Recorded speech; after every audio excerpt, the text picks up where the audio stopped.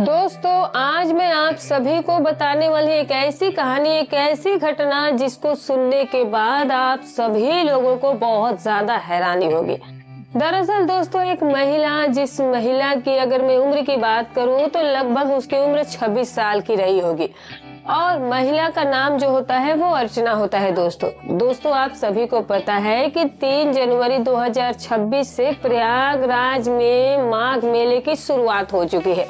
तो दोस्तों मैं आप सभी को बता दूं कि ये जो अर्चना नाम की महिला होती है वो भी इस मेले में शामिल होना चाहती थी और ये चाहती थी कि मैं शुरुआत में ही जाऊं ताकि वहां पर मुझे ज्यादा भीड़ मिले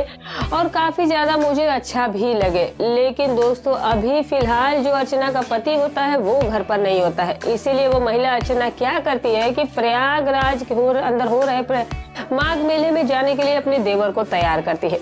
दोस्तों मैं आप सभी के अगर अर्चना के देवर के बारे में बात करूं तो उसकी उम्र लगभग 21 साल के करीब होती है और ये लड़का जो था वो देखने में काफी ज्यादा हैंडसम और नौजवान होता है। दोस्तों जैसे ही अर्चना अपने देवर से बात करती है तो फिर दोनों देवर भाभी जो होते हैं वो माघ मेले में जाने के लिए तैयार हो जाते हैं। दोस्तों ये सुबह के लगभग 7 बजे के आसपास ये दोनों माघ मेले के लिए घर से निकल जाते हैं और फिर ये लगभग शाम के 7 बजे के आसपास उस मेले में भी पहुंच जाते हैं। लेकिन दोस्तों आज ये रात के समय उस मेले में शामिल नहीं होना चाहते थे और उन्हें यही लगा कि जहां पर इन्हें जाना चाहिए वहां पर ये नहीं पहुंचे हैं, तो इसीलिए इन दोनों देवर भाभी ने ये फैसला किया कि वो आज की रात एक होटल में गुजार लेंगे। और फिर उसके बाद दोस्तों क्या होता है कि जो अर्चना होती है वो अपने देवर को लेकर के एक होटल में रुकने के लिए चली जाती है और होटल में जाने के बाद वहां पर एक कमरा जो है वो ले लिया जाता है, कमरा बुक कर लिया जाता है और फिर उसके बाद दोस्तों उसी होटल में सारे चीज की लोग व्यवस्था करते हैं, भोजन पानी करते हैं और फिर दोनों देवर भाभी जो होते हैं वो एक साथ बैठकर खाना खाते हैं और फिर एक ही कमरे में सो जाते हैं। लेकिन दोस्तों जो अचानक अर्चना का देवर होता है उसके दिमाग में पता नहीं क्या आता है क्या नहीं आता है कि वो लड़का अपनी भाभी के साथ यानी कि अर्चना के साथ कुछ ऐसा काम कर देता है कि जिसके बारे में जब आप सुनेंगे तो सच बता रही हूँ दोस्तों कि आपके भी पैरों तले से जमीन खिसक जाएगी। आखिर दोस्तों अर्चना के देवर ने अर्चना के साथ ऐसा कौन सा काम किया था कि जिस काम को करने के बाद अर्चना की हालत कुछ ऐसी हो गई कि फिर वो उस मेले में जा ही नहीं पाई और उस मेले में वो उस तरह से नहीं रह पाई। तो दोस्तों ये जो सारी घटना है, जो सारी कहानी है वो आपको इस वीडियो के माध्यम से बताने वाली हूँ। लेकिन इस कहानी की शुरुआत करने से पहले बस एक ही रिक्वेस्ट है कि वीडियो को लाइक कर लीजिएगा, चैनल को सब्सक्राइब कर लीजिएगा। तो चलिए दोस्तों आज की इस घटना की हम शुरुआत करते हैं। तो दोस्तों इस घटना की जो शुरुआत होती है वैसे तो प्रयागराज से होती है, लेकिन दोस्तों ये जो लड़का और ये जो महिला होती है ये रहने वाले राजस्थान के होते हैं। दोस्तों राजस्थान में ये जो महिला होती है इसका जन्म हुआ था और जिसकी उम्र लगभग अब 30 साल हो चली थी। दोस्तों इस लड़की का जन्म जो था वो वहीं पर हुआ था और वहीं पर वो पली बड़ी थी और जो उसके माता पिता थे वो एक साधारण परिवार से होते हैं, नॉर्मल तरीके से अपना जीवन जी रहे थे, मेहनत मजदूरी करके अपने बच्चे का वो पालन पोषण कर रहे थे। दोस्तों मैं आप सभी को बता दूं कि जो अर्चना होती है वो शुरू से ही पढ़ाई लिखाई में काफी ज्यादा होशियार रही थी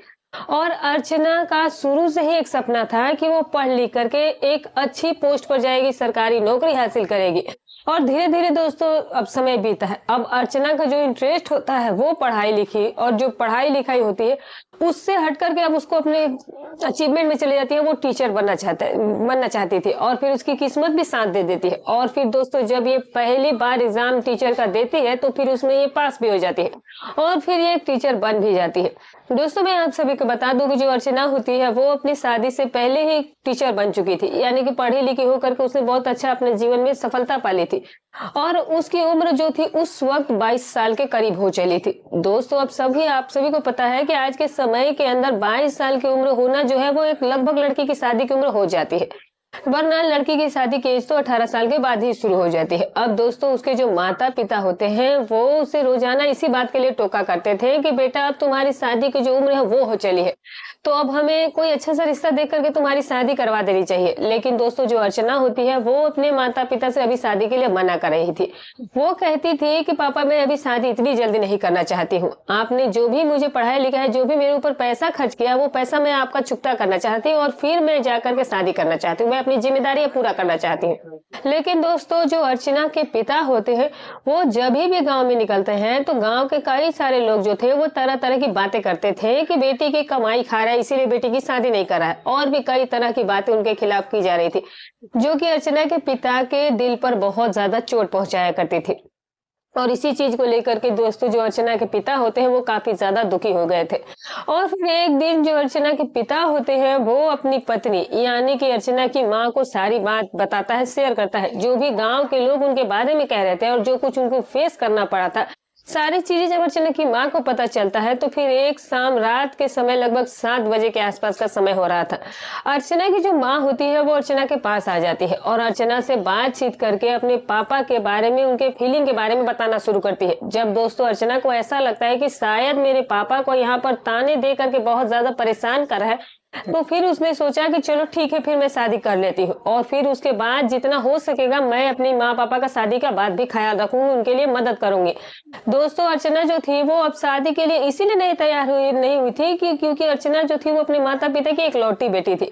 अर्चना अपने माता पिता की इकलौती बेटी थी और अपने उसके माता पिता में सिर्फ वही एक संतान होती है, उसके ना कोई भाई था ना कोई बहन था, इसीलिए वो अपने माँ पापा से बहुत ज्यादा प्यार भी किया करती थी और माँ भी पापा भी उसे बहुत ज्यादा प्यार करते थे। लेकिन जब बात उसके पिता की इज्जत की आ जाती है तो फिर उसे लगा कि उसे पापा जो है वो सही बात कर रहे हैं और फिर वो समझती है कि उसके पापा का बात उसे मान लेना चाहिए और उसे शादी कर लेनी चाहिए। उसके बाद क्या होता है दोस्तों कि अर्चना अपने पापा से कहती है कि ठीक है पापा कोई दिक्कत नहीं है, अगर आप मेरी शादी करवाना चाहते हैं तो बिल्कुल आप जाकर के कहीं अच्छी सी जगह रिश्ता दे करके मेरी शादी करवा दीजिए। क्योंकि दोस्तों जो अर्चना होती है वो टीचर बनने के बाद भी उसने ये नहीं कहा कि मैं अपने मन पसंद से शादी करूंगी। अर्चना ने बिल्कुल भी ऐसी कोई डिमांड नहीं रखी। अर्चना ने अपने पापा से साफ कह दिया था कि जहां भी आपको सही लगे वहीं पर आप मेरा रिश्ता सही करा दीजिएगा। और फिर उसके बाद दोस्तों जो अर्चना के पिता होते हैं फिर उसके रिश्ते को लेकर मतलब कि शादी ब्याह को लेकर के आसपास के रिश्तेदारों में जाना शुरू करते हैं। अब दोस्तों आप सभी को पता है कि लड़की का जो धन है वो एक ऐसा धन होता है कि जिसकी शादी करने में कोई ज्यादा पापड़ नहीं बेलने पड़ते उनकी शादी के लिए। और दूसरी बात दोस्तों अर्चना जो थी वो तो एक सरकारी जॉब वाली लड़की थी, एक टीचर होती है, तो फिर इस लड़की से भला कौन शादी नहीं करना चाहेगा। जहां पर जो अर्चना के पिता होते हैं वो जहां भी जाते और जहां भी लोगों से मिलते और उसकी जो बेटी की शादी थी वो वहां पर फिक्स हो जाती थी। लेकिन अर्चना के पिता ने ये सोच रखा था कि यार मेरी बेटी ने अपनी पढ़ाई पर इतना ज्यादा मेहनत की, अपनी काबिलियत इतनी दिखाई है, तो फिर मैं उसका रिश्ता भी एक ऐसे घर में करूंगा जहां पर पहले से ही किसी चीज की कोई कमी ना हो। अब दोस्तों उसके बाद होता क्या है कि अर्चना के पिता जो है वो घूमना शुरू कर देते हैं और लगभग 1 महीने के बाद उन्हें एक रिश्ता मिल जाता है। दरअसल जो लड़का होता है वो 2 भाई होते हैं, जिसमें बड़े वाले दोनों भाई की अभी तक शादी नहीं हुई थी। बड़ा वाला जो लड़का था वो एक इंजीनियर होता है जो कि महीने में वो भी अच्छा खासा पैसा कमा रहा था, और छोटा वाला लड़का घर पर रह करके अभी पढ़ाई कर रहा था और अपने माता पिता के साथ ही रहा करता था। और दोस्तों जब उन लोगों से अर्चना के पापा की मुलाकात होती है तो अर्चना के पापा अपनी बेटी अर्चना के बारे में उनको सारी चीजें बताती हैं, तब उन्हें ये रिश्ता जो है वो बहुत ज्यादा पसंद आ जाता है। यहाँ दोस्तों मैं आप सभी को बता दूं कि जिस वक्त अर्चना के पापा अपनी बेटी का रिश्ता उनके घर पर गए थे उस वक्त जो लड़का था यानी कि जो अर्चना का होने वाला पति होता है वो उस वक्त घर ही पर था। और जब वो अर्चना की फोटो देखता है, दूसरी बात ये थी कि अर्चना जो थी वो टीचर भी थी और वो भी सरकारी, तो उन लोगों के लिए ये रिश्ता जो था वो काफी ज्यादा पसंद आ गया था। और दोस्तों जब रिश्ता इतना ज्यादा पसंद आ जाता है तो फिर अर्चना के पिता कहते हैं ठीक है अब आप लोग हमारे घर आइए, हमारी लड़की को देख लीजिए, उसके बाद हम रिश्ते की बात को आगे बढ़ाएंगे। वो लोग इस चीज के लिए एग्री हो जाते हैं। अर्चना के पिता जो है वो खुश होकर अपने घर पर आकर यही बात अपनी बेटी और अपनी पत्नी दोनों को बताते हैं कि मैंने तुम्हारे लिए जो लड़का देखा है वो एक इंजीनियर लड़का है और काफी अच्छा परिवार भी है और धन संपदा की भी कोई कमी नहीं, यानी कि आर्थिक रूप से वो लोग बहुत अच्छे हैं। जब दोस्तों अर्चना इंजीनियर नाम सुनती है तो फिर उसके भी दिल को थोड़ी राहत मिलती है कि चलो जो होने वाला पति है वो भी अच्छा कमाता है और अच्छा कमाता ही होगा। तो फिर अर्चना को भी ये रिश्ता जो है वो काफी ज्यादा पसंद आ जाता है। लगभग 5 दिन का समय बीत जाता है और 5 दिन के बाद दोस्तों जो लड़के वाले होते हैं वो अर्चना को देखने के लिए अर्चना के घर पर आ जाते हैं। अब मैंने आपको बताया है कि जो अर्चना थी वो शुरू से ही दिखने में काफी ज्यादा खूबसूरत थी। ये जो लड़की थी मतलब कि जो इसके शरीर की बनावट थी वो बहुत ही ज्यादा खूबसूरत थी। जब लड़के वाले आते हैं अर्चना के घर पर और उस लड़की को देखते हैं तो पहले ही नजर में जो लड़का इंजीनियर था वो अर्चना को सामने से भी देख करके पसंद कर लेता है। दोस्तों अर्चना को भी लड़का काफी पसंद आया था और फिर दोस्तों सभी लोग जो है वो एक दूसरे से खुशी से मिठाई खिलाते हैं और फिर वहीं पर उसकी सगाई भी कर दी जाती है। सगाई हो जाने के बाद दोस्तों अर्चना को इस बात की खुशी नहीं थी कि उसको सगाई हो गई। उसे इस बात का दुख था कि वो अपने माता पिता को अब कुछ ही दिनों में यहाँ से छोड़ करके चली जाएगी।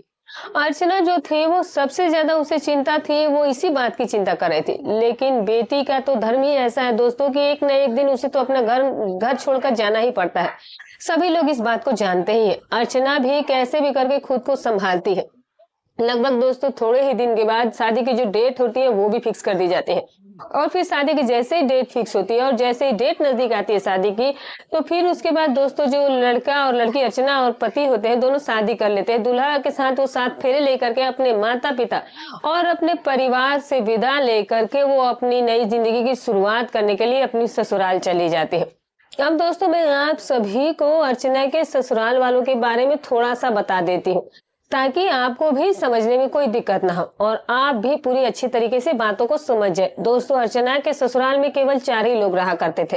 अर्चना के सास ससुर और अर्चना का एक देवर था और एक उसका पति था। दोस्तों अर्चना का जो पति था वो लगभग अर्चना से 3 साल बड़ा होता है और जो अर्चना का देवर था वो लगभग अर्चना से 2 साल के तकरीबन छोटा था। दोस्तों अब समय ऐसे ही बीतने लगता है। अब अर्चना अपने सास ससुर, अपने पति और अपने देवर के साथ बहुत ही खुशहाली के साथ अपना जीवन जो था वो जी रही थी। दोस्तों आप सभी को पता है कि जो अर्चना का पति होता है वो तो इंजीनियर होता है, तो ज्यादातर जो उसका समय बीतता था दोस्तों वो बाहर ही बीता करता था। वो महीने में केवल 1-2 बार ही अपने घर पर आया करता था। कहने का मतलब दोस्तों ये था कि वो महीने में केवल 1 या 2 दिन के लिए ही अपने घर पर आया करता था। अब दोस्तों इसी बीच शुरुआत में ही लगभग उस वक्त अर्चना को तो अपने पति की प्यार की इतनी ज्यादा जरूरत नहीं थी। वो अपनी जॉब पर ही ज्यादा ध्यान दे रही थी, अपने काम पर ही ध्यान दिया करती थी और पति भी अपने काम पर ध्यान दिया करता था। और दोस्तों जो अर्चना होती है ये देवी देवताओं में काफी ज्यादा विश्वास करने वाली लड़की थी, काफी पूजा पाठ करने वाली धार्मिक लड़की होती है। इसे इन सब चीजों में बहुत ही दिल लगता था और भगवान पर ये बहुत विश्वास करती थी। ये भगवान को काफी ज्यादा माना करती ही थी और दोस्तों वो सही भी काम कर रही थी। और इसी तरीके से जो अर्चना होती है वो अपने अब ससुराल में रहने लगती है और धीरे धीरे समय बीतने लगता है और शादी को अब लगभग 2 साल का समय बीत जाता है। दोस्तों शादी को लगभग 2 साल का समय बीत जाता है, लेकिन अभी तक अर्चना की शादी के बाद अब तक कोई उसे संतान नहीं हुआ था, यानी कि उसने अभी तक बच्चे को किसी जन्म नहीं दिया था। अब अर्चना जो थी वो कहीं ना कहीं ये चीज चाहने लगी थी।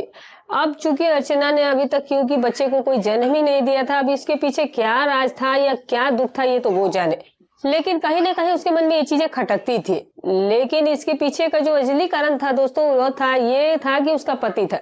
क्योंकि जो कि इंजीनियर था और अपनी पत्नी को बहुत ही कम समय दिया करता था। दोस्तों जब अर्चना की शादी को कई साल का समय बीत जाता है और जब ये लड़की किसी संतान को जन्म नहीं देती है, तो अब आस पड़ोस के रिश्तेदार में जो महिलाएं हैं अब वो इसके बारे में उल्टी सीधी बातें बनाना शुरू कर देती है। तो फिर इसने सोचा कि ये तो चीजें गलत हो रही है। पहली बात तो ये है कि अर्चना लोगों की बात पर बहुत कम ध्यान देती थी, लेकिन अगर देती थी तो काफी ज्यादा वो चिंता में डूब जाती थी। अब दोस्तों आप सभी लोगों को पता है और आपने सुना भी होगा और आप जानते भी होंगे, तो दोस्तों फिलहाल भी अभी 3 जनवरी 2026 से प्रयागराज में अभी माघ मेले की शुरुआत हो चुकी है। तो वहां पर जाने वाले लोगों की संख्या भी आप लोगों को पता ही है कि वहां पर कितने सारे लोग जा रहे हैं दोस्तों। तो दोस्तों जब इस महिला यानी कि अर्चना को इस बारे में पता चलता है कि प्रयागराज में अभी माघ मेले की शुरुआत हो चुकी है, तो फिर वहां पर क्या है दोस्तों कि इस लड़की की पहले भी इच्छा थी कि वहां पर जाए। जब महाकुंभ का मेला लगा था तभी भी ये जाना चाहती थी और इसका बहुत ज्यादा मन कर रहा था, लेकिन उस वक्त ये जा नहीं पाई थी किसी निजी कारण की वजह से। इसका वहां पर जाना नहीं हो पाया और इसका जो पति था वो भी घर पर नहीं रहा करता था, तो इसीलिए उस साल तो ये नहीं जा पाई। अभी पिछले साल जो जाने वाली थी ये उस साल तो नहीं जा पाई, लेकिन अब अर्चना ने पूरी तरीके से इस बात को ठान लिया था कि वो इस माघ मेले में वहां पर जरूर जाएगी और वहां पर वो भाग लेगी जरूर उस मेले में। लेकिन दोस्तों अब की बार जो पहले वाला सीन था वही हो गया। जब इस अर्चना ने सोचा वहां पर जाने के लिए, तो दोस्तों जो उसका पति होता है वो तो घर पर रहता ही नहीं था। जब अर्चना अपने पति के पास फोन करती है और उसको बताती है कि देखो पिछले साल भी वहां पर महाकुंभ का मेला लगा था तो मैं नहीं जा पाई और इस बार तो मेरा बहुत ज्यादा मन है और मैं जाना भी चाहती हूँ, तो इसीलिए तुम कैसे भी करके 2-3 दिन की छुट्टी लेकर के आओ, हम लोग वहां पर जाकर आते हैं,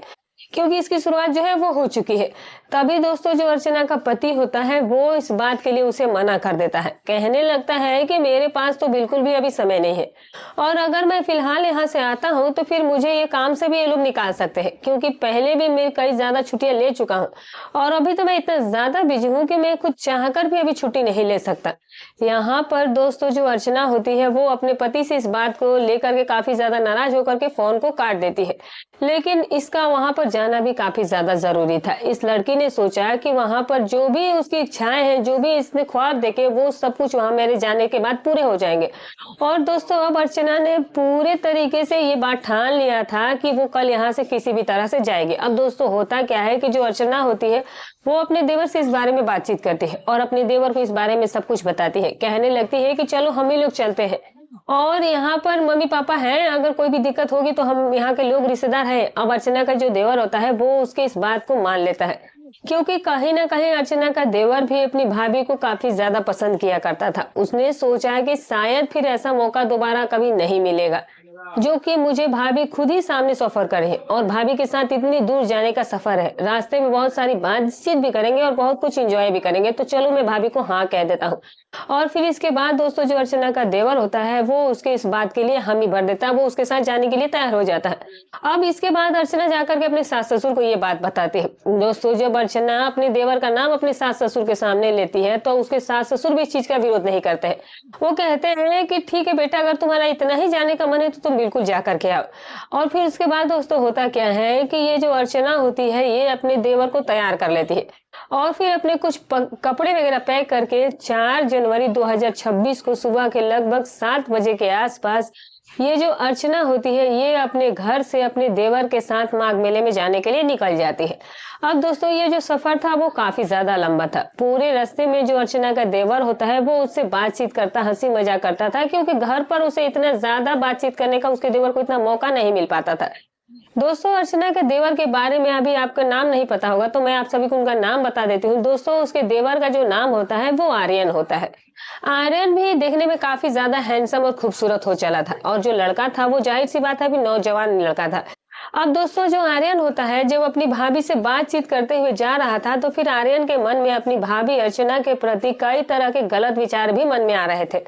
लेकिन दोस्तों ये लड़का चाहकर भी अपनी भाभी से कुछ कह नहीं पा रहा था, क्योंकि इसे अपनी भाभी से कुछ ज्यादा ही डर था। इसने सोचा कि अगर भाभी ने ऐसा काम नहीं हुआ हम दोनों के बीच में तो शायद मुझे लेने के देने पड़ जाएंगे। इसीलिए दोस्तों रास्ते में तो अर्चना के देवर ने यानी कि आर्यन ने अर्चना से ऐसा कुछ भी नहीं कहा, वो अपनी भाभी के साथ बस जनरल सी बातचीत करते हुए जा रहा था। दोस्तों लगभग प्रयागराज के अंदर ये लोग शाम के 4 बजे आसपास वहां पर पहुंचते हैं, लेकिन दोस्तों मैं आप सभी को बता दूं कि इन्हें जाते जाते काफी ज्यादा लंबा समय लग गया था। तो फिर इन लोगों ने सोचा कि आज तो हम लोग काफी ज्यादा थके हुए हैं, तो आज वहां रात में वहां पे वैसे भी घूमने में कोई फायदा नहीं है। अगर हमें अच्छे से देखना है और सब कुछ करना है तो हम कल दिन में आएंगे, सुबह में आएंगे। इसीलिए दोस्तों ये लोग क्या करते हैं कि आज के लिए ये लोग एक होटल बुक करा लेते हैं। दोस्तों होटल में जाने के बाद जो अर्चना होती है वो एक कमरा ले लेती है, कमरा बुक करा लेती है। और फिर दोस्तों अर्चना ने जिस होटल में कमरा लिया था उस होटल के अंदर खाने पीने की सारी सुविधा जाहिर सी बात है मौजूद थी। तो अर्चना अपने देवर के साथ देवर को लेकर के सीधे कमरे में चली जाती है, क्योंकि जो अर्चना का देवर था वो थोड़ा कम समझदार था। अर्चना अपने देवर पर इतना ज्यादा भरोसा भी नहीं कर पा रही थी, तो इसीलिए वो सारा कुछ करके देवर को कमरे में लेकर के जाती है और नीचे से खाने वगैरह का ऑर्डर दे देती है और टाइम भी बता देती है। और लगभग 7:30 बजे के आसपास के समय अर्चना के रूम में खाना जो है वो पहुंचा दिया जाता है। दोनों देवर भाभी एक साथ ही बैठ करके खाना पीना करते हैं और खाना खाने के बाद अब बारी आ जाती है दोस्तों आराम करने की। लेकिन दोस्तों जब आराम करने की बारी आती है तो फिर आज से पहले अर्चना और अर्चना का जो देवर आर्यन होते हैं ये कभी भी एक साथ एक ही बेड पर नहीं सोए थे। आज आर्यन अपनी भाभी के साथ या किसी लड़की के साथ जिंदगी में पहली बार इस तरह से नजदीक सो रहा था। तो दोस्तों आर्यन जब अपनी भाभी के बगल में सोता है तो फिर उसके दिमाग में कई तरह के ख्याल आने लगते हैं और फिर ये लड़का अपने आप को कंट्रोल नहीं कर पाता है और फिर अपनी भाभी अर्चना के बारे में कई उल्टी सीधी बातें सोचना शुरू कर देता है। लेकिन दोस्तों आर्यन के अभी भी इतनी हिम्मत नहीं हो पा रही थी कि वो अपनी भाभी से कुछ भी कह सके। अब दोस्तों होता क्या है कि लगभग धीरे धीरे जैसे जैसे रात का समय बीतने लगता है और रात के लगभग 11 बजे के आसपास का समय हो जाता है और जब आर्यन को लगता है कि भाभी जो है उसकी पूरी तरह से सो चुकी है, तो फिर दोस्तों होता क्या है कि जो आर्यन होता है वो अपना एक हाथ आगे बढ़ा देता है और हाथ के ऊपर अपनी जो भाभी अर्चना होती है उसके ऊपर ले जा करके रख देता है। और हाथ उसके ऊपर रखने के बाद जो अर्चना होती है वो इस चीज का कोई भी विरोध नहीं करती है। जब आर्यन को ऐसा लगा कि यार भाभी देखो बिल्कुल भी जैसे मैंने हाथ रखा हुआ है बिल्कुल भी इस चीज का कोई विरोध नहीं कर रही है और मुझे भी पता है कि ऐसा मौका मुझे दोबारा कभी मिलेगा भी नहीं, वरना अगर कुछ बोलेगी भाभी उल्टा सीधा तो फिर मैं बोल दूंगा कि नींद में मेरा हाथ गलती से चला गया। तो दोस्तों आर्यन अपनी भाभी को हाथ को पकड़ लेता है और धीरे धीरे उस हाथ को वो घुमाना शुरू कर देता है और कई तरह की गलत हरकतें भी उसके साथ करना शुरू कर देता है। लेकिन दोस्तों अभी तक ये जो महिला थी अर्चना, ये अभी तक अर्चना इसका कोई विरोध नहीं कर रही थी। और जब दोस्तों आर्यन ने अपनी भाभी की तरफ से ये देखा कि उसकी भाभी कोई रिस्पॉन्स नहीं करी है, बिल्कुल भी विरोध नहीं करी है, तो फिर ये जो लड़का होता है ये पूरी तरीके से खुल जाता है और फिर इस लड़के के दिमाग में जो पहले से डर बसा हुआ था वो सारा डर अचानक से खत्म होने लगता है। अब ये लड़का धीरे धीरे करके अपनी हरकतें बढ़ाने लगता है। फिर ये अचानक उसकी भाभी की नींद भी खुल जाती है और फिर वो कहने लगते हैं कि आर्यन ये तुम क्या कर रहे हो। तो आर्यन कहता है कि भाभी माफ कर देना, नींद में पता नहीं मेरा हाथ कैसे आपके ऊपर चला गया, तो मैं इस तरह से नींद में अक्सर ही कर दिया करता हूँ। यहाँ पर जो अर्चना है वो कहने लगती है कि वो तो मुझे पता है कि तुम क्या कर रहे हो और क्या नहीं कर रहे हो, लेकिन तुम्हें भी डरने की कोई जरूरत नहीं है, क्योंकि जब तुम आए थे और रास्ते में जब हम लोग आ रहे थे तो फिर मैंने तुम्हें उसी वक्त देख लिया था कि तुम्हारे दिमाग में क्या चल रहा है क्या नहीं चल रहा, तुम्हारी बातों से मैंने समझ लिया था, इसीलिए कोई दिक्कत नहीं है, जो तुम चाहते हो वो होगा, लेकिन थोड़ा सब्र करो। यहाँ पर दोस्तों जो आर्यन होता है वो अपनी भाभी से कहने लगता है कि भाभी मैं तो बस ऐसे ही डर रहा था, मुझे नहीं पता था कि आप सब कुछ ऐसे ही हमारे बीच हो जाएगा, लेकिन भाभी मैं तुम्हें बता दूं कि अब मुझसे बिल्कुल भी सब्र नहीं हो रहा। और दोस्तों आर्यन जो है वो अपने आप को कंट्रोल नहीं कर पाता है और फिर अर्चना के साथ वहीं पर अपनी भाभी के साथ वो काम करना शुरू कर देता है। दोस्तों अर्चना को लगता है कि यार ये छोटा देवर है, ये मतलब बिल्कुल ही नया नया है, इसे क्या कर पाएगा ये मेरे साथ, थोड़ी देर में तो कहानी खत्म हो जाएगी। लेकिन अर्चना को ये नहीं पता था कि आज ये जो लड़का है जिंदगी में पहली बार ये सब काम कर रहा था और आज वो लड़का उसके साथ कुछ ऐसा काम कर देगा जिससे कि उसकी ऐसी कुछ हालत हो जाएगी कि वो सोच भी नहीं सकती थी। और दोस्तों होता भी कुछ ऐसा ही है। होता क्या है कि जब आर्यन अर्चना के साथ लगातार कई घंटों तक कई बार वो जब वही सब काम करता है तो उस काम को करने के बाद अर्चना की जो हालत होती है वो खराब हो जाती है। और सुबह दोस्तों जब अर्चना नहा धो करके स्नान वगैरह करके जब ये मेले में जाने के लिए तैयार होती है, जब ये पूरी तरह से तैयार हो गई कि अब मेले में जा करके वो सारा काम करेगी, अपना जो है पूजा पाठ जो भी करने आई है वो करेगी, वहां ये घूमना चाहती थी, लेकिन दोस्तों इन दोनों के बीच में कुछ ऐसा हो गया था जिसकी वजह से अर्चना जो थी वो उसकी स्थिति जो थी उसका तबीयत जो तो ठीक नहीं लग रहा था। अर्चना का देवर को जो उसे बर्ताव है वो देवर का बर्ताव उसे बहुत अच्छा लगा और दोस्तों कुछ ही देर के लिए वो उस वहां पर मेले में घूमी और फिर वहां से स्नान करके वापस उस होटल के अंदर उसी कमरे के अंदर आकर अपने देवर के साथ वो फिर से वही सब काम करना शुरू कर देते हैं। तो दोस्तों इस तरीके से देवर और भाभी के बीच में वहां पर ये सब गलत काम हुआ। तो दोस्तों ये रही कहानी। दोस्तों हमारी कहानी सुनाने का उद्देश्य किसी की भावनाओं को ठेस पहुंचाना नहीं है, ना ही किसी के दिल को आहत करना है,